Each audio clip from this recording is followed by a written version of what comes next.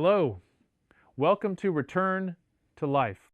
Today, we will listen to a story about the cracks in life where people have felt weak, full of doubt, yet kept moving forward. If you are standing between exhaustion and hope, this story may be for you. Have you ever stopped for a moment and asked yourself a simple question? Is my pancreas actually okay? Not do I feel sick, not do I have pain right now, but truly, deep down, is it working the way it should? Most people have never asked that question, and that perhaps is what makes the pancreas so dangerous when something goes wrong. Because when your heart is in trouble, it races. When your lungs struggle, you gasp for air. When your stomach is upset, it hurts, it burns, it complains loudly. But the pancreas suffers in silence. Michael had never really thought about his pancreas either. At 47 years old, Michael considered himself a normal man. Not exceptionally healthy, not particularly unhealthy, just normal.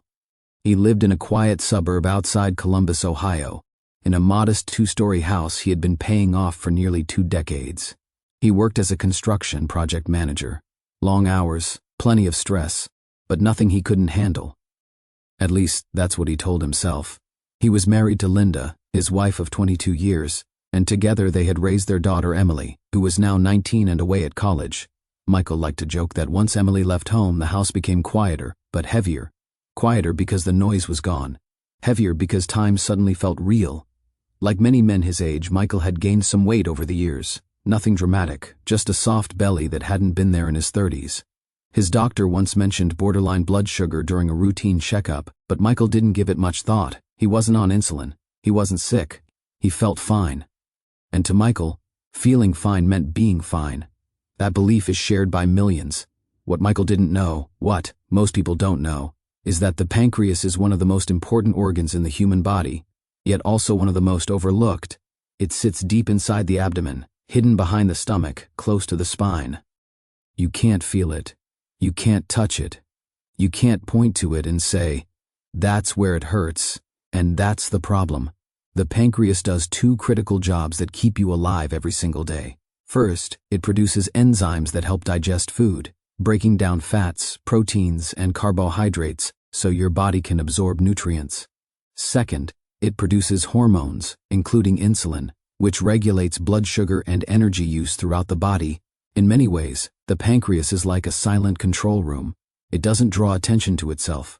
It doesn't ask for praise. It just works, quietly, steadily, until it doesn't. And when something begins to grow there, when cancer takes hold, it often does so without announcing its presence.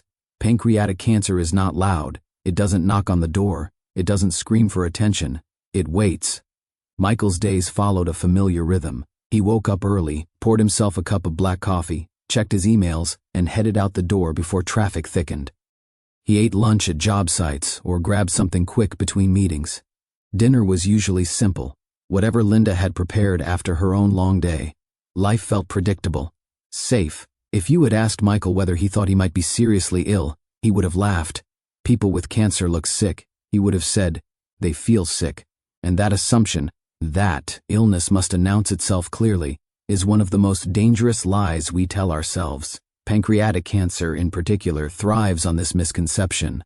In its early stages, it often causes no obvious symptoms at all. No sharp pain, no dramatic weight loss, no alarming warning signs. It grows quietly, deep within the body, hidden behind layers of tissue and organs, far from where we instinctively pay attention. By the time many people realize something is wrong, the disease has already advanced. This is why doctors fear pancreatic cancer. This is why researchers call it one of the deadliest cancers. Not because it is the strongest, but because it is the quietest. Michael had no reason to worry, at least none that he recognized.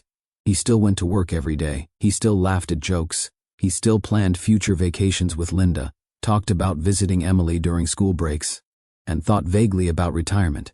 Someday. But deep inside his body, something had already begun to change. A small cluster of cells, no larger than a fingertip, was growing where it didn't belong. It wasn't causing pain yet. It wasn't interfering enough to set off alarms. It was simply there. And that is how pancreatic cancer often begins, not with fear, not with pain, but with silence. If someone had told Michael, on one of those ordinary mornings, that within the next year his life would be divided into before and after, he would not have believed them. He would have said, "I feel fine," and that is exactly why this story matters. Because the most dangerous diseases are not always the ones that hurt the most, but the ones that give us permission to ignore them. Michael's life, at least on the surface, looked exactly the way a life was supposed to look at 47. He woke up each morning without an alarm most days, his body already trained by decades of routine. He showered, shaved carefully, and stood in front of the mirror just long enough to check that his tie was straight. The man staring back at him looked tired sometimes, sure, but not sick. No one would have looked at Michael and thought, that man is seriously ill, and that mattered more than most people realize. Because we don't judge our health by what's happening inside us, we judge it by appearances. Michael still had strength in his arms. He could climb stairs without getting winded. He could carry heavy materials at work when needed. He didn't collapse at the end of the day. He didn't miss work. He didn't lie awake at night in pain. In his mind, these facts formed a simple conclusion: I'm fine. Linda noticed small changes long before Michael did. She noticed that he fell asleep on the couch more often, that he sometimes pushed food around his plate instead of finishing it, that he seemed quieter in the evenings, less interested in conversation. But none of it felt alarming. Life had been busy.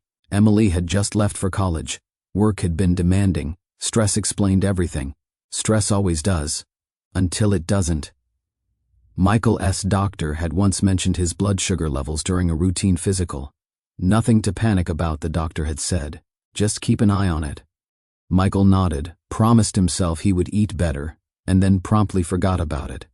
After all, half the men he knew were dealing with the same thing. This too is how danger hides, by looking familiar. What Michael didn't understand was that the pancreas doesn't fail loudly. It doesn't cause dramatic, early symptoms the way other organs might.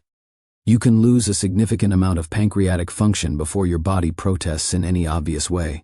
Unlike pain-sensitive organs, the pancreas sits quietly in the background, doing its work without complaint. When something begins to go wrong, when inflammation starts, when enzymes become imbalanced, when abnormal cells begin to multiply, the body often adapts, it compensates, it adjusts, and that adaptation can fool you. Many people assume that serious illness always announces itself clearly. They expect sharp pain, sudden collapse, or dramatic warning signs. But pancreatic cancer doesn't work that way. In its earliest stages, it often causes vague, nonspecific symptoms, or none at all, a little fatigue, a little indigestion, a sense that something is off, but nothing you can put your finger on. Those symptoms are easy to dismiss, easy to explain away, easy to ignore. Michael ignored them without even realizing he was doing it. He still went out for coffee with coworkers, still laughed at familiar jokes, still planned home improvement projects he swore he would get to one of these weekends. He talked to Emily on the phone every Sunday and reassured her that everything back home was the same as always, and for the most part it was. But inside Michael's body the balance was slowly shifting. Pancreatic cancer doesn't begin as a massive tumor. It often starts as a tiny cluster of abnormal cells, so small they don't interfere much with digestion or hormone production at first. The pancreas continues to function just well enough to keep the illusion of health alive. This is why early pancreatic cancer is so difficult to detect. There is no routine screening test for the general population, no simple blood test that catches it reliably at an early stage. Imaging scans are rarely ordered unless there is a strong reason, and without clear symptoms there often isn't at one. So people wait. They wait because they don't feel sick enough. They wait because life is busy. They wait because going to the doctor feels inconvenient. They wait because they are afraid of what they might hear. Michael waited because he didn't believe there was anything to find. In his mind, illness followed a clear script. First you feel bad, then you get checked, then you deal with it.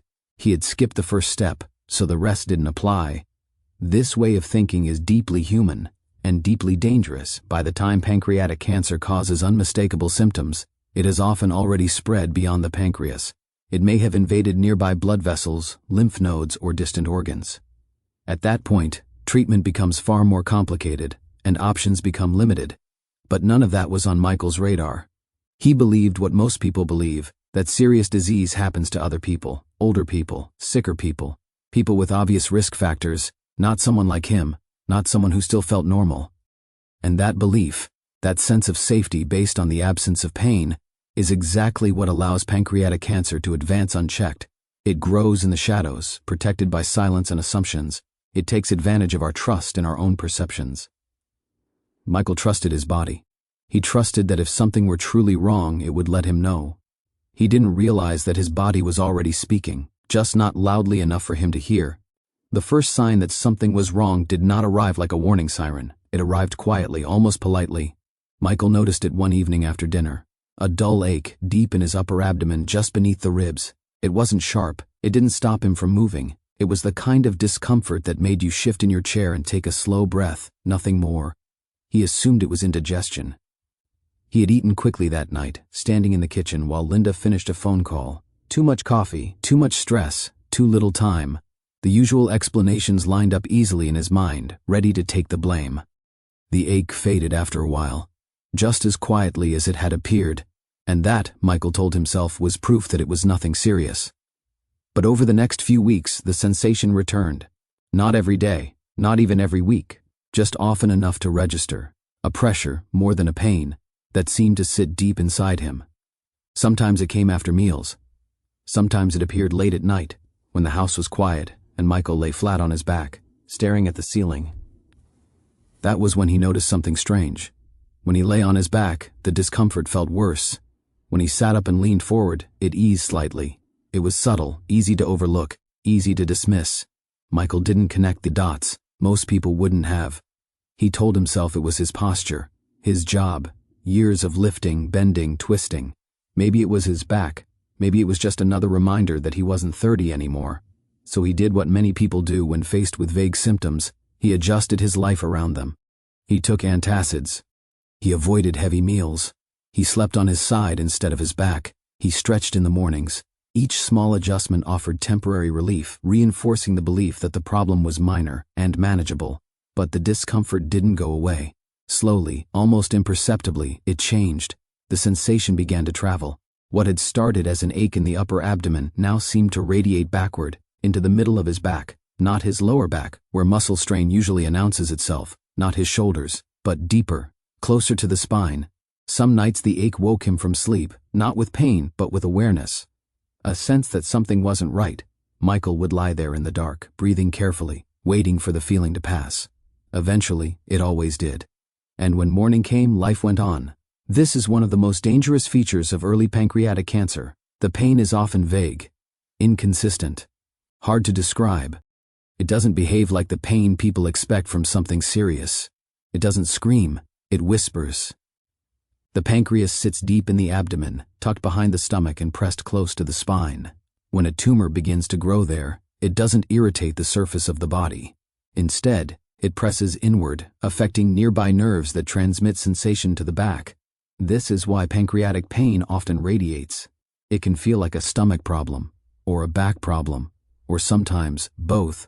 Many patients describe it exactly the way Michael would have if he'd been asked. A dull, persistent ache that worsens after eating, intensifies when lying flat, and eases slightly when leaning forward. But Michael wasn't asked, and he didn't volunteer the information, because when pain comes and goes, we tend to negotiate with it. We make deals. We tell ourselves we'll mention it to the doctor if it gets worse, if it becomes constant, if it interferes with our lives. Pancreatic cancer exploits this delay. As the weeks passed, Michael found himself more aware of his body. Not in a panicked way, more like an uncomfortable curiosity. He caught himself placing a hand against his upper abdomen, pressing gently, as if trying to locate the source of the sensation. There was nothing to find. No tenderness, no lump, no obvious trigger. At work, he brushed it off. At home, he said nothing. Linda had enough to worry about, and Michael didn't want to sound dramatic over something that might disappear on its own. But deep inside, the discomfort was becoming more familiar, more predictable, and that familiarity was deceptive. Because while Michael was adjusting to the pain was adjusting to him. The tumor inside his pancreas was growing slowly, steadily, without regard for his interpretations or explanations. Each day that passed without investigation gave it more time to invade surrounding tissues, to irritate more nerves, to quietly expand its reach. By the time pancreatic cancer causes severe, unmistakable pain, it is often already advanced. Michael didn't know that. He only knew that something felt off, and that he didn't want to think about it. So he did what so many people do when faced with uncertainty. He ignored it. At first, the change in Michael's appetite felt almost welcome. He noticed it one afternoon when he pushed his lunch tray away earlier than usual. He wasn't nauseous. He didn't feel sick. He just felt full, too full, as if his body had decided it had already eaten enough, even though he knew he hadn't. He shrugged it off. As people get older, they eat less. That's normal. At least, that's what he had always heard. Over the next few weeks, the pattern repeated itself. Michael found himself leaving food unfinished. Portions that once felt satisfying now seemed excessive. A few bites into dinner, a strange sense of fullness settled in. Heavy, uncomfortable, final. Linda noticed before he did. "You didn't eat much," she said one evening, watching him scrape the remains of his meal into the trash. "I'm just not that hungry," Michael replied, forcing a small smile. "Guess my metabolism's slowing down." Linda studied him for a moment but said nothing. There was no argument to make, no clear symptom to point to, just a subtle shift that could be explained away easily, and again, that is how danger hides. Michael began skipping breakfast without meaning to. Lunch became smaller. Dinner often felt like an obligation rather than something he looked forward to. Yet oddly, he didn't feel weak. Not at first. His body seemed to adjust, drawing energy from somewhere else. Then his clothes began to fit differently. One morning, as Michael pulled on his belt, he noticed he had to tighten it an extra notch. He paused, surprised, then laughed softly to himself. Maybe cutting back on food had done some good after all. At work, a coworker clapped him on the shoulder and said, "Hey, you've lost some weight. Looking good." Michael took the compliment without hesitation. In American culture, weight loss is almost always celebrated. It's praised, encouraged, rarely questioned. Losing weight is seen as a sign of discipline, health, and success, even when it happens without effort. What few people realize is that unintentional weight loss can be one of the most dangerous signs of serious disease. In pancreatic cancer, weight loss is often not the result of better habits or increased activity. It is the result of disruption. The pancreas plays a central role in digestion. When a tumor interferes with enzyme production or blocks the flow of those enzymes into the intestines, the body struggles to break down food, especially fats. Nutrients pass through the digestive system without being absorbed properly. At the same time, cancer cells are extraordinarily hungry. They consume energy aggressively, diverting calories and nutrients away from healthy tissues. It is, in a very real sense, a theft happening inside the body. Michael didn't know any of this. He only knew that he was shrinking. His face looked slightly thinner, his collarbones more pronounced. His energy, once steady, now dipped unpredictably in the afternoons. He found himself sitting down more often, stretching meetings a little longer than necessary, so he could rest. Still, nothing felt dramatic enough to justify concern. People lose weight for all kinds of reasons. Stress, aging, changes in routine. Michael had plenty of excuses ready, but Linda was growing uneasy one evening as Michael stood in front of the bathroom mirror. Linda caught sight of his reflection. For just a moment, something about it unsettled her. His eyes looked tired in a way that sleep didn't seem to fix. His skin seemed duller, stretched more tightly across his face. "You were losing too much weight," she said quietly. Michael waved her off. "It's fine. I could stand to lose a few pounds." That sentence, "I could stand to lose a few pounds," has delayed countless diagnoses. Because weight loss without effort feels like a gift. It distracts from the deeper question that should always follow: why? Why is the body shedding weight when nothing has changed? Why is hunger fading? Why does fullness come so quickly? In pancreatic cancer, these questions often go unasked until it is too late. As the tumor inside Michael's pancreas continued to grow, it interfered more with digestion. Fats passed through his system unprocessed. Calories slipped away unused. His body began consuming its own reserves to make up the difference. The scale dropped steadily. Michael didn't weigh himself often, but when he finally did, the number startled him. He told himself it had to be a mistake. Different scale, different time of day, clothes on versus clothes off. Anything but the truth. He didn't feel sick enough to see a doctor. Not yet. There was no single symptom he could point to and say, "This is wrong." Instead, there was a collection of small changes, each one explainable on its own, but together forming a pattern that Michael wasn't ready to recognize. His body was sending signals, not loud ones, not urgent ones, but clear ones, if you knew how to listen. And Michael wasn't listening yet. The morning Michael finally noticed the change, it wasn't pain that caught his attention. It was color. He stood in front of the bathroom mirror, half awake, brushing his teeth while his mind wandered through the plans of the day. The light above the mirror flickered softly, casting a pale glow across his face. Something about his reflection made him pause. At first he couldn't tell what it was. Then he leaned closer. The whites of his eyes didn't look white anymore. They had a faint yellow tint, subtle enough that it could be missed if you weren't looking for it, but unmistakable once you saw it. Michael blinked several times, rinsed his mouth, and looked again, this time more carefully. His skin looked different too.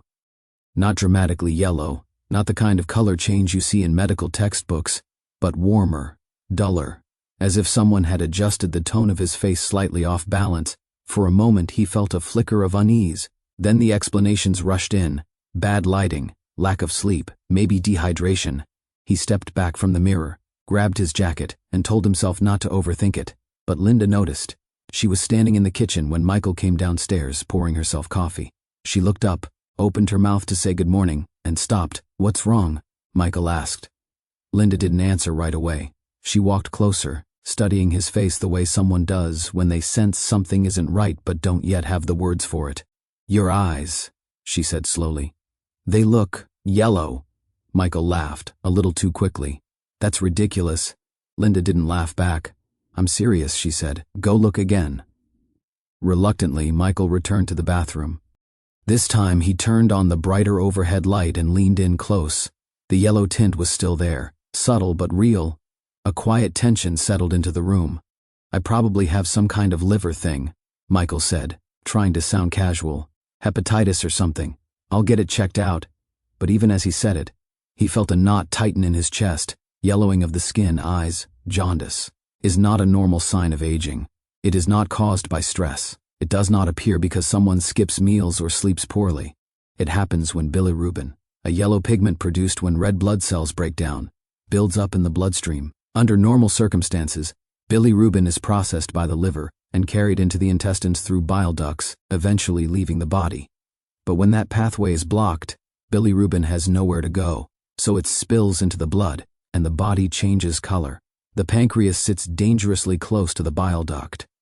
When a tumor grows in the head of the pancreas, it can compress or block that duct, preventing bile from flowing properly. The result is painless jaundice, one of the most ominous signs of pancreatic cancer. Michael didn't know that yet. All he knew was that Linda was scared. That night, dinner sat untouched between them. Michael picked at his food, appetite gone entirely now, while Linda watched him with quiet concern. "This isn't nothing," she said finally. "You need to see a doctor. Not next week. Now." Michael wanted to argue, wanted to downplay it. But the words wouldn't come, because for the first time the evidence was visible.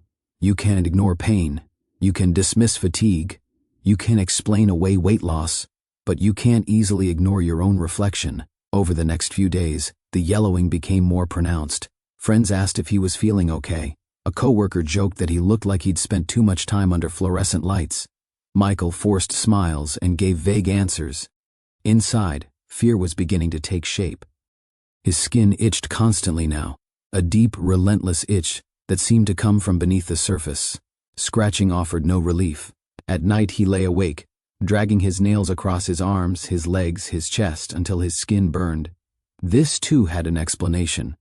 When bile can't drain properly, bile salts accumulate in the bloodstream and deposit under the skin. They irritate nerve endings, producing an intense, persistent itching that has no visible rash. It is one of the most maddening symptoms a person can experience, and one of the most ignored. Michael felt trapped inside his own body, tired but unable to sleep, hungry but unable to eat, uncomfortable in ways he couldn't fix. Still, part of him clung to denial. Plenty of conditions cause jaundice, he told himself. Gallstones, infections, benign blockages. There was no reason to jump to the worst conclusion. But Linda had stopped pretending. She scheduled an appointment with their doctor without asking Michael first. When she told him, he didn't protest. Something had shifted.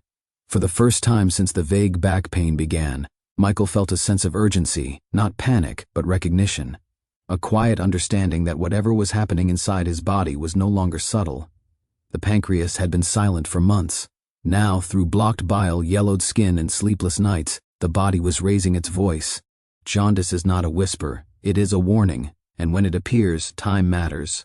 There are symptoms people talk about easily: pain, fever, fatigue. And then there are symptoms people keep to themselves.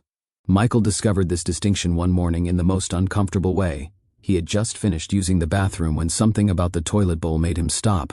He leaned forward slightly, squinting, his mind slow to register what his eyes were seeing. The color was wrong. Not dark, not bloody, just pale, unnaturally pale. He flushed quickly, as if erasing the evidence might make the unease disappear. For a moment he stood there, staring at the closed lid, his heart beating just a little faster than normal. It was nothing, he told himself. Something he ate, a temporary digestive issue. Everyone has off days. But it happened again, and again. Over the following days, Michael noticed a pattern he didn't want to acknowledge. His stool had lost its usual brown color, becoming lighter, almost clay-like at times. Occasionally, it floated, coated with a greasy sheen that clung to the surface of the water. He didn't tell Linda. He didn't tell anyone. Some symptoms feel too personal to share, even with the people closest to us. They carry a quiet embarrassment, a sense that speaking them out loud makes them real.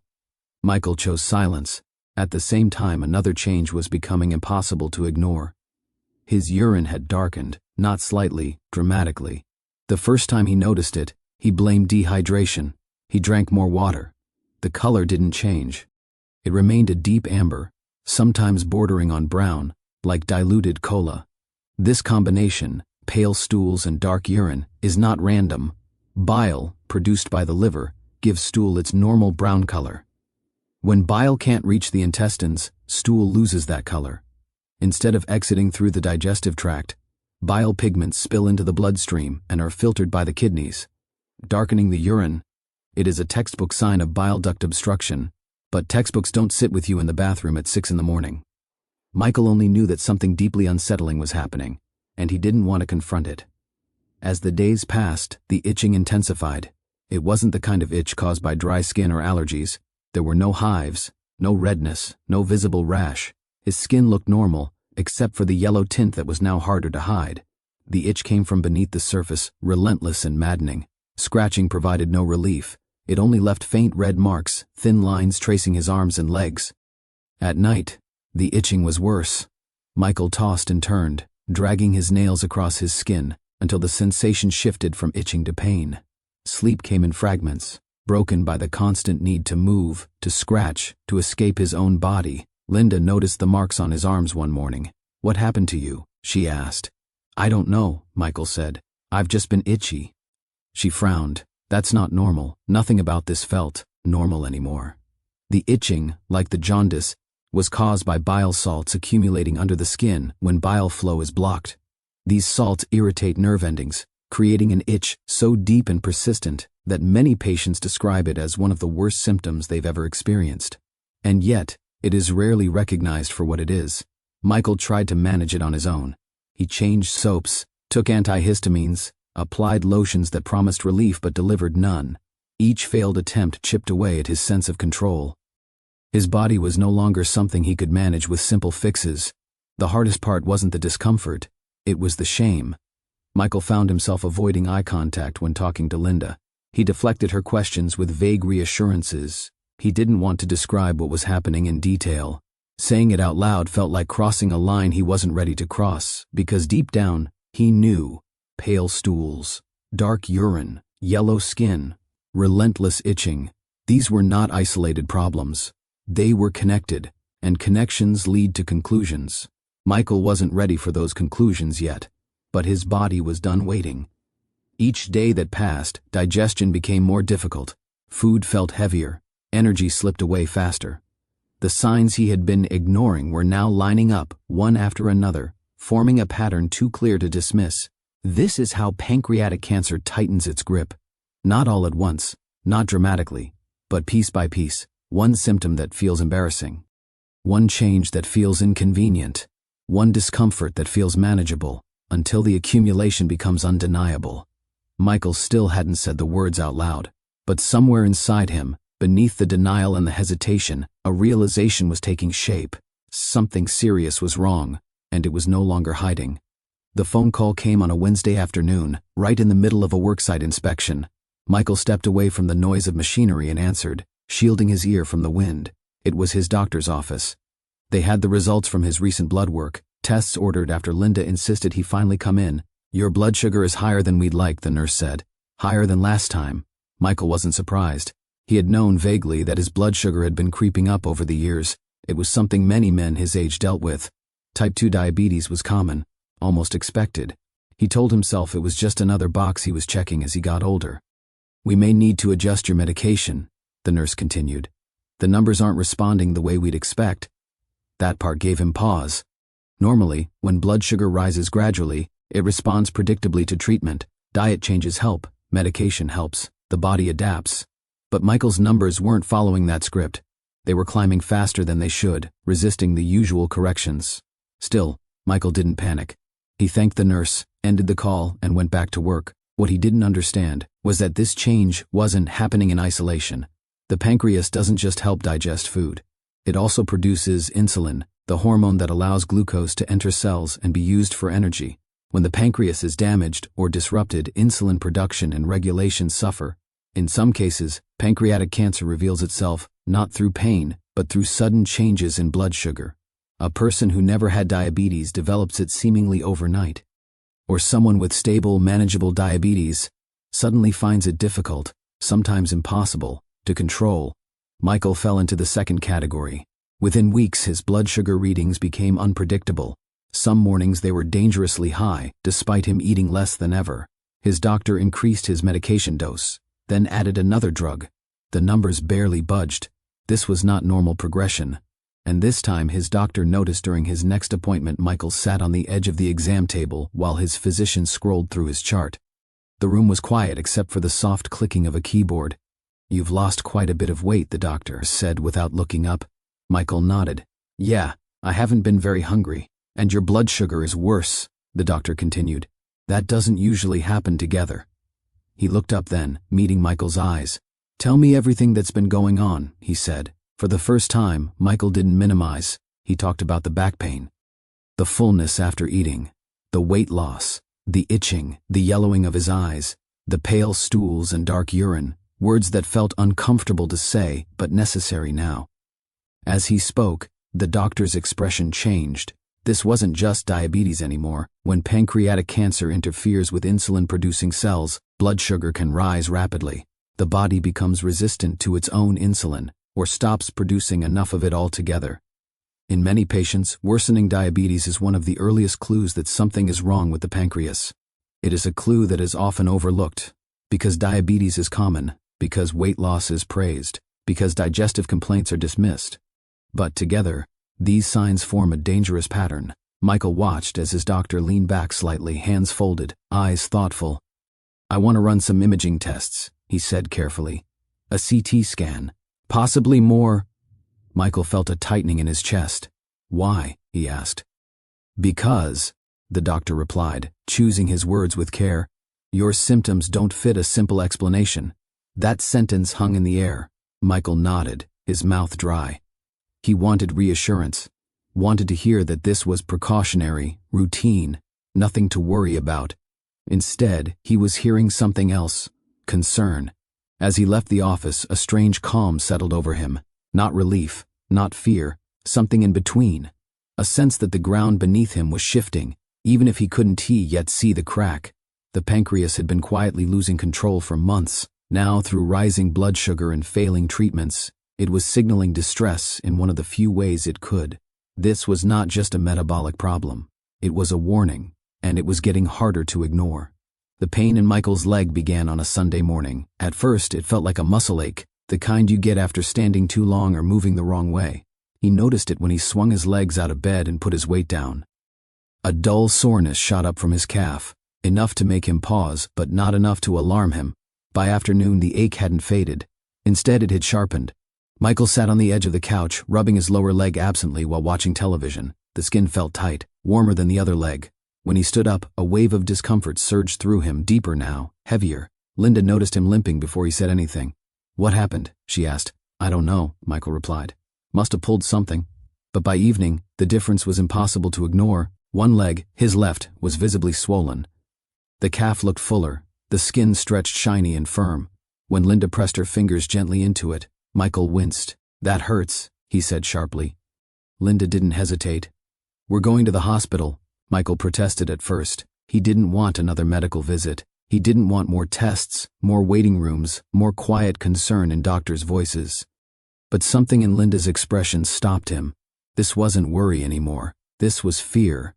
At the emergency department, a nurse took one look at Michael's leg and moved quickly. Blood pressure, heart rate, oxygen levels. Within minutes, he was on a gurney. His pant leg rolled up, fluorescent lights passing overhead as he was wheeled down the corridor. An ultrasound technician arrived soon after. Michael watched her face carefully as she pressed the probe against his calf, the gel cold against his skin. Her expression remained neutral, professional, but her movements were precise, focused. After a few minutes, she excused herself. That was when Michael knew. The doctor explained it plainly. A deep vein thrombosis, a blood clot in a deep vein of the leg, potentially life-threatening if it broke loose and traveled to the lungs. Michael listened, his mind oddly calm. Blood clots don't just appear out of nowhere. They form when blood flow slows, when vessels are damaged, or when the blood itself becomes more likely to clot. Cancer is one of the strongest risk factors for this process. Pancreatic cancer in particular is notorious for increasing the risk of abnormal clotting. Tumors release substances into the bloodstream that activate clotting pathways, making the blood thicker, more prone to forming dangerous blockages. Sometimes a blood clot is the first clear sign that something malignant is happening inside the body. For Michael, it felt like the final piece snapping into place. The leg pain wasn't an isolated event. It wasn't bad luck. It was part of a larger pattern, one that had been unfolding quietly for months as he lay in the hospital bed, and 4 delivering blood thinners into his arm. Michael stared at the ceiling, replaying the past year in his mind. The back pain, the weight loss, the jaundice, the itching, the blood sugar spiraling out of control. Each symptom had seemed manageable on its own. Together, they told a story he could no longer avoid. Linda sat beside him, holding his hand. Neither of them spoke much. Words felt inadequate now. Everything important had already been said by the body itself. The doctor returned later that night, his tone serious but measured. "We need to look deeper," he said. "Blood clots like this don't happen without a reason. Given everything else that's going on, we're concerned there may be an underlying cause." Michael nodded. He didn't ask what the doctor meant. He already knew. The clot was treated aggressively. Anticoagulants stabilized the immediate danger. But the sense of urgency in the room didn't fade. If anything, it intensified. This wasn't just about preventing another clot.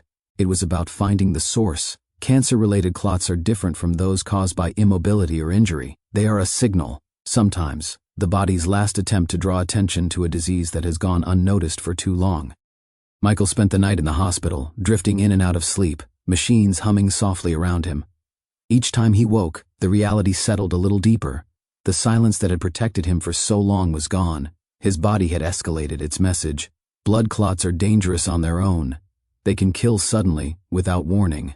But when they appear alongside unexplained weight loss, jaundice, worsening diabetes, and persistent pain, they carry a heavier meaning. They point toward cancer. Specifically toward cancers that are skilled at hiding.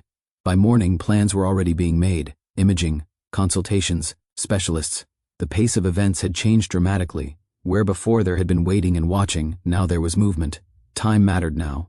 Michael felt a strange mixture of fear and relief. Fear of what was coming. Relief that the uncertainty was ending. That the questions would finally have answers, even if those answers were ones he didn't want to hear. As he was discharged later that day, instructions in hand and follow-up appointments scheduled, Michael glanced down at his swollen leg one last time. It hurt, but not as much as the thought that this might have been the first sign. If only he had recognized it earlier. Cancer had been working in silence. Now through pain, swelling, and risk of sudden death, it had forced itself into the open. The warning could no longer be ignored. The scan was scheduled sooner than Michael expected.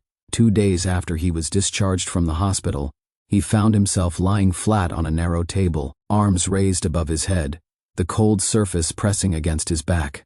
The CT machine hummed softly as it slid him forward, inch by inch, into its circular opening. "Hold your breath," a voice instructed through a speaker. Michael inhaled and held it, counting silently as the machine clicked and whirred around him. The sensation was oddly impersonal, No pain, no discomfort, just the quiet feeling of being observed by something that could see inside him in ways he never could. After the CT came the MRI, longer, louder. The rhythmic thumping echoed through the room, vibrating through his chest. He closed his eyes and tried not to think. Linda sat in the waiting area, flipping through the same magazine page over and over without absorbing a single word.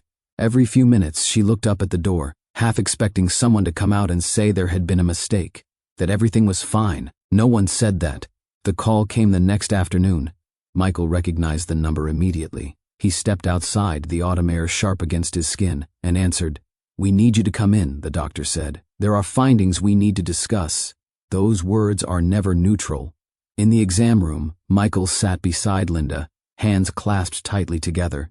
The doctor entered with a folder tucked under his arm, his expression serious but controlled. He pulled up a chair and sat at eye level with them, a gesture that felt deliberate. "We found a mass," he said. Michael felt the word land in his chest like a weight. "In the pancreas," the doctor continued. "Near the head." There was a pause, not long, just long enough. "We can't say for certain what it is without a biopsy," the doctor said, "but given your symptoms and the imaging, we're very concerned." Concern, a careful word. One doctors use when they are already thinking several steps ahead. The biopsy was scheduled quickly.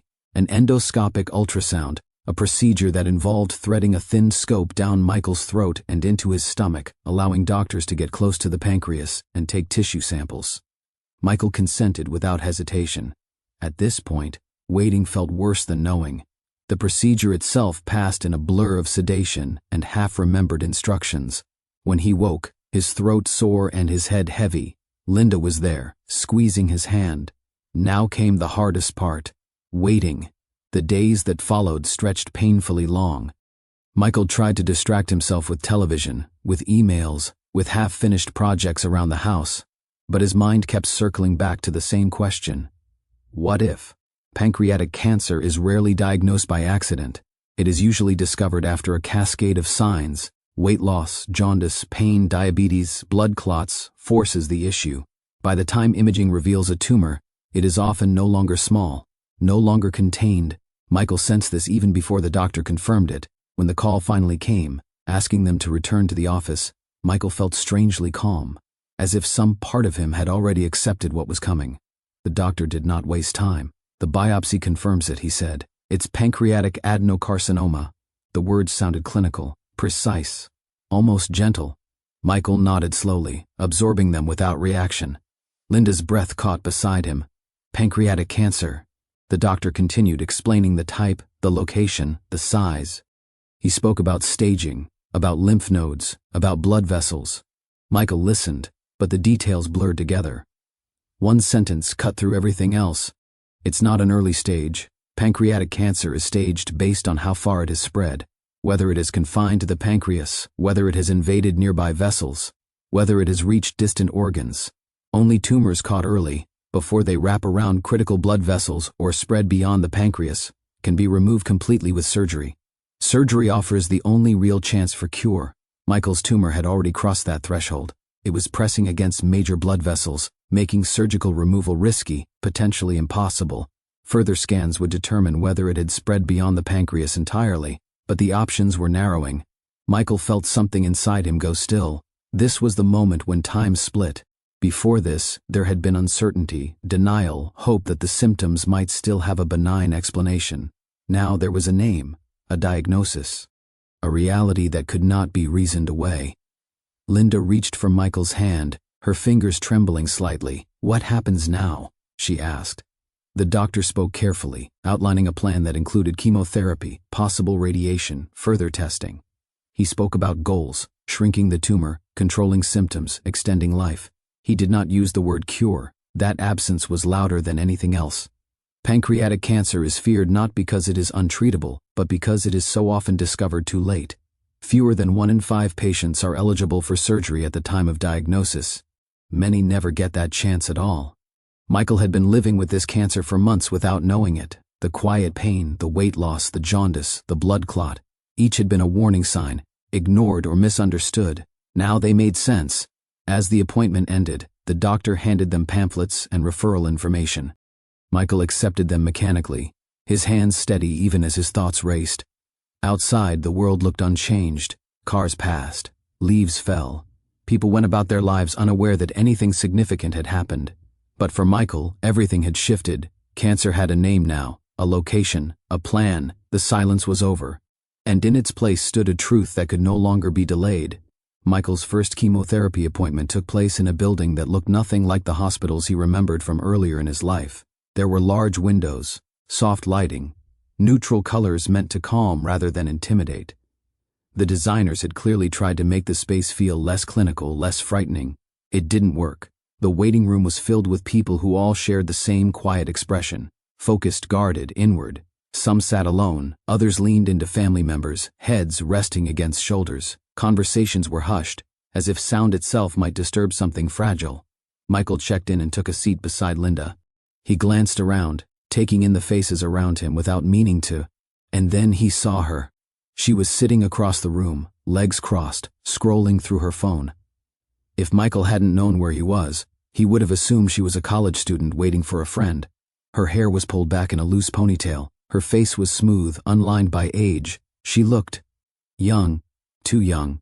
A nurse called her name.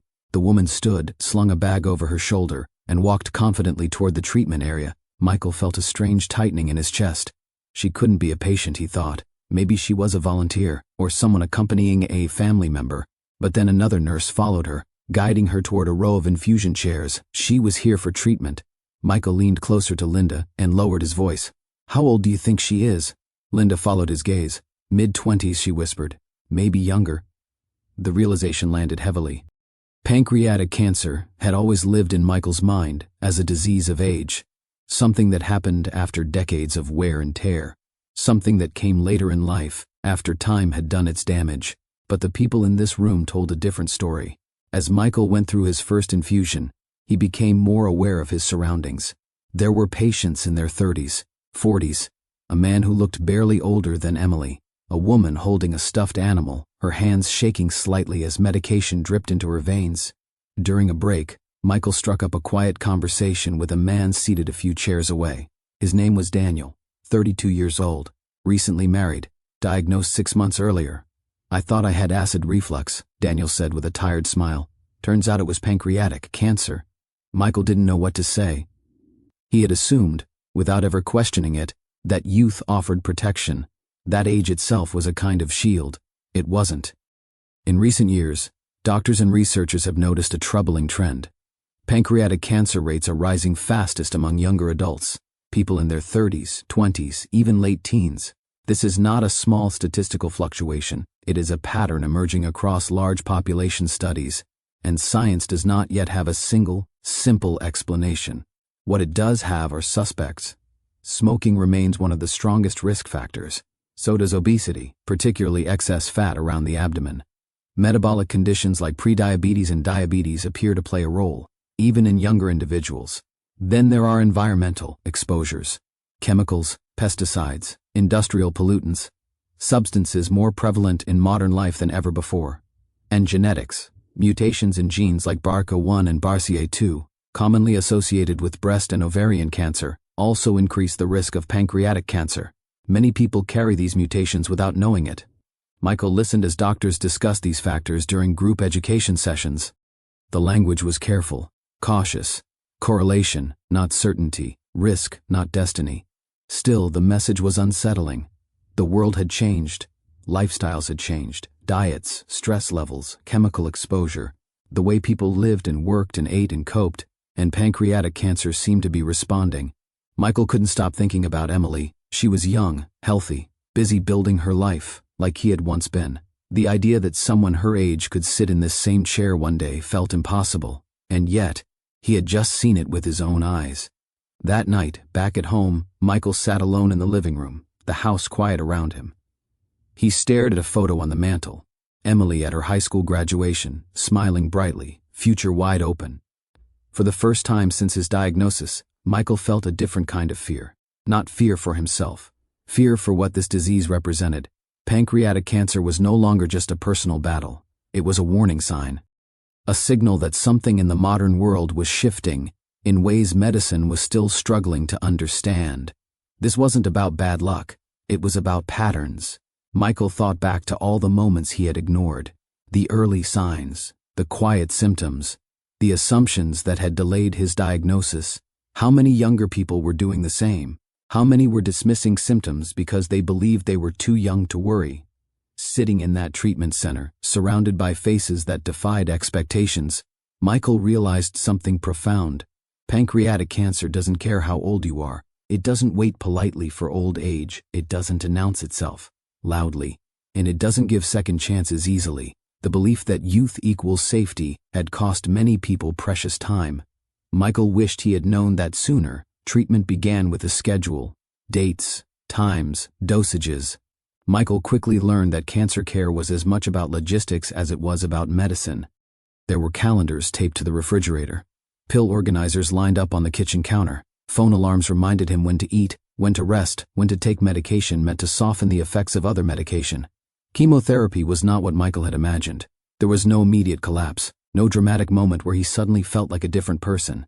Instead, the changes came gradually, a creeping fatigue that settled into his bones, a metallic taste in his mouth that made food unappealing, a heaviness that made simple tasks feel strangely distant. Some days were better than others. On good days, Michael almost forgot he was sick. He walked around the block, answered emails, laughed at something Linda said, and felt briefly like himself again. On bad days, he barely left the couch. The doctors were careful with their words. They spoke about response rates, about monitoring tumor size, about adjusting treatment based on how his body tolerated it. They talked about buying time, about controlling symptoms, about slowing progression. They did not talk about cure.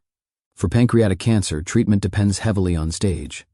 If the tumor is small, localized, and surgically removable, there is a chance, sometimes a narrow one, of long-term survival. Surgery, followed by chemotherapy, offers the best hope. But once the cancer has wrapped itself around major blood vessels or spread beyond the pancreas, surgery becomes impossible or ineffective. Michael's scans confirmed what the doctors already suspected. The tumor was not operable. Not now, maybe not ever. The focus shifted. The goal was no longer elimination but management.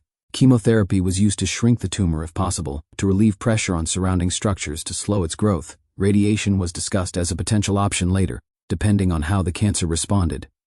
There were also newer approaches, targeted therapies, clinical trials, available for some patients, particularly those with specific genetic mutations. Michael underwent genetic testing, another vial of blood added to the growing list of samples taken from his body. The results offered no miracle. He did not carry the mutations that opened doors to certain targeted drugs. The standard treatment path remained the best option. Hope, Michael learned, is not a single thing. There is the hope for cure, which fades quietly when it is no longer realistic. And then there is another kind of hope, the hope for time, for comfort, for meaningful moments that still matter. Michael adjusted to this second kind of hope slowly. He learned to measure progress differently, not in years but in weeks that felt manageable, in scans that showed stability instead of growth. In days when pain was controlled and nausea stayed at bay, Linda became his anchor. She learned how to read his face, how to tell when he needed space and when he needed company. She attended every appointment, asked the questions Michael didn't have the energy to ask, took notes when his mind felt foggy. Sometimes, late at night, they talked honestly, not about statistics, not about survival curves, but about practical things. What mattered most, what they wanted to protect, what they were afraid to lose. Pancreatic cancer has a way of stripping life down to essentials. It forces conversations people often postpone indefinitely, about priorities, about regrets, about what it means to live well, even when time is uncertain. Michael discovered that some days, hope came from the smallest places, from sitting in the backyard with a cup of coffee, feeling the sun on his face, from a phone call with Emily that ended in laughter instead of worry, from a scan that showed the tumor hadn't grown. These were victories now. The doctors were honest but compassionate. They didn't offer false reassurance. They didn't pretend pancreatic cancer was anything other than what it was: aggressive, unpredictable, difficult to control. But they also didn't give up. Treatment continued because it mattered, because even when cure isn't possible, care still is, quality of life still is, time still is. Michael learned that fighting cancer doesn't always mean winning. Sometimes it means staying present, staying informed, staying engaged with the life you still have. And in that quiet, difficult space between hope and acceptance, Michael found something unexpected. clarity. Michael started writing the letter on a quiet afternoon when the house felt unusually still. Linda had stepped out to run errands, and the late sunlight filtered softly through the living room windows, casting long shadows across the floor. Michael sat at the dining table with a notebook in front of him, pen resting between his fingers, unmoving. He hadn't planned to write a letter. The idea had arrived gradually, the way most important things did now, without urgency, without drama. Just a quiet understanding that there were things he wanted to say, things that couldn't be trusted to conversations interrupted by fatigue or emotion. He wrote Emily's name at the top of the page and paused. For a moment, he simply stared at it. Writing made everything feel more real. He began slowly. He told her he loved her, not in a dramatic way, not as a farewell, but as a simple truth. He told her how proud he was of the woman she was becoming, how he admired her independence, her curiosity, her kindness. He reminded her of small moments, teaching her to ride a bike, sitting through school plays, late-night talks when she was afraid of the future. Then the letter shifted. Michael wrote about the things he wished he had understood sooner. He wrote about how easy it is to ignore the body when life is busy, how simple it is to dismiss discomfort, to explain away changes, to believe that serious illness announces itself loudly and unmistakably. He admitted that he had done exactly that. He had waited because the pain wasn't severe. He had waited because weight loss felt like a benefit. He had waited because he didn't want to overreact, and in waiting, he had lost time. Michael was careful not to frame this as regret alone. He didn't want the letter to be heavy with guilt or fear. Instead, he focused on awareness. He wrote about listening, not in a mystical sense, but a practical one, paying attention to patterns, noticing when small changes persist, asking questions earlier instead of later. He wrote about the pancreas too, in plain language, about how it works quietly, how problems there can hide until they're advanced, about how pancreatic cancer doesn't discriminate by age, and how that truth had surprised him most of all. He wanted Emily to understand without being afraid. Fear shuts people down. Understanding opens doors. As he wrote, Michael realized that the letter wasn't just for his daughter. It was for anyone who believed they were too young, too healthy, too busy to worry. It was for anyone who had ever said, "I'll get it checked later," and meant it. Michael thought about all the moments when an earlier conversation with a doctor might have changed his path. The first persistent back pain, the unexplained fullness, the quiet weight loss. Each moment had offered an opportunity. None had felt urgent at the time. That, he realized, was the lesson. Urgency doesn't always feel urgent. By the time the letter was finished, Michael's hand ached slightly. He set the pen down and leaned back, exhaling slowly. The notebook lay open in front of him, filled with careful handwriting and unspoken emotion. He didn't know when Emily would read it. Maybe soon, maybe much later. That part was out of his control. What mattered was that the truth was there. That night, Michael slept more peacefully than he had in weeks. In the days that followed, his energy fluctuated. Some mornings he woke feeling almost normal. Other days the weight of treatment pressed down on him, heavy and unavoidable. But something inside him had shifted. Writing had given shape to what he had been feeling all along. Acceptance did not mean giving up. It meant seeing clearly. Michael began speaking more openly during appointments, asking direct questions, making sure he understood the goals of treatment and the signs that mattered most. He and Linda talked more honestly, too. Not just about fears, but about what they still wanted to experience, what they could still enjoy. And gradually, Michael noticed something else. As his world narrowed, his perspective widened. He saw how many people around him were living on autopilot, postponing attention to their health until some undefined future. He recognized his former self in them. If there was one thing he wished he could change, it wasn't the diagnosis itself. It was the delay, the months spent negotiating with symptoms instead of investigating them. The trust he placed in the absence of pain. The belief that serious disease would announce itself clearly and unmistakably. It rarely does. Michael understood now that the body speaks in patterns, not proclamations, in persistence, not drama, in quiet repetition. And those who learn to listen early give themselves the greatest gift possible: time. Michael never thought of himself as someone with a story to tell. He had lived quietly, worked hard, loved his family, paid his bills, planned for the future in small, sensible ways. He never imagined that his life would become a cautionary tale, or that strangers might one day recognize pieces of themselves in his experience. And yet, that was exactly what had happened. Pancreatic cancer did not enter Michael's life with chaos or drama.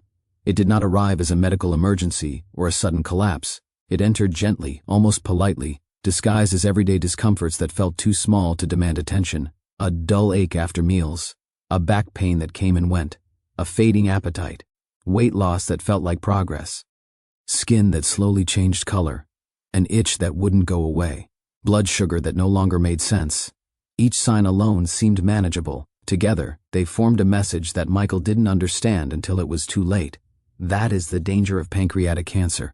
Not that it is invisible, but that it is easy to misunderstand. The body does not always shout when something is wrong. More often, it whispers, it repeats itself. It asks for attention in subtle ways, trusting that we will notice patterns instead of waiting for pain. Michael had waited for pain. He had waited for certainty. He had waited for a moment when the decision to seek help would feel obvious and urgent. That moment never came. Instead, time passed. By the time the diagnosis arrived, the window for cure had already narrowed. Treatment became about control instead of elimination, about time instead of certainty. And yet, even in that reality, Michael learned something essential. Early detection is not about fear. It is about respect. Respect for the body's signals. Respect for persistence over intensity. Respect for the truth that serious illness does not always look serious at first. Pancreatic cancer can be survivable, but almost only when it is found early, before it spreads, before it wraps itself around blood vessels, before it steals the chance for surgery. That window is small, but it exists, and it is created by attention. Attention to pain that doesn't behave like it should. Attention to unexplained weight loss. Attention to changes in digestion, skin color, blood sugar. Attention to symptoms that persist, even when they don't seem dramatic. Michael's story is not meant to frighten, it is meant to clarify. You do not need to panic at every ache, you do not need to assume the worst, but you do need to notice when your body repeats itself, when the same signal appears again and again, asking quietly to be heard. If you belong to a higher risk group, because of family history, genetics, smoking, obesity, or diabetes, those signals matter even more. In those cases, conversations with doctors about screening and monitoring are not overreactions. They are acts of self-respect. Michael would want you to know that. He would want you to understand that his greatest mistake was not ignoring one symptom, but ignoring the pattern they formed together. And if there is one thing worth remembering from this story, it is this. Your body is always communicating with you, not loudly, not dramatically, but consistently. When it does, listening early can make the difference between options and limitations, between treatment and regret, between time lost and time preserved. Michael's story does not end with a miracle. It ends with clarity. And that clarity, passed from one life to another, may be the most meaningful legacy he could leave behind. Thank you for staying until the end with Return to Life. If you found a sense of connection or a small spark of hope, carry it with you as you return to everyday life.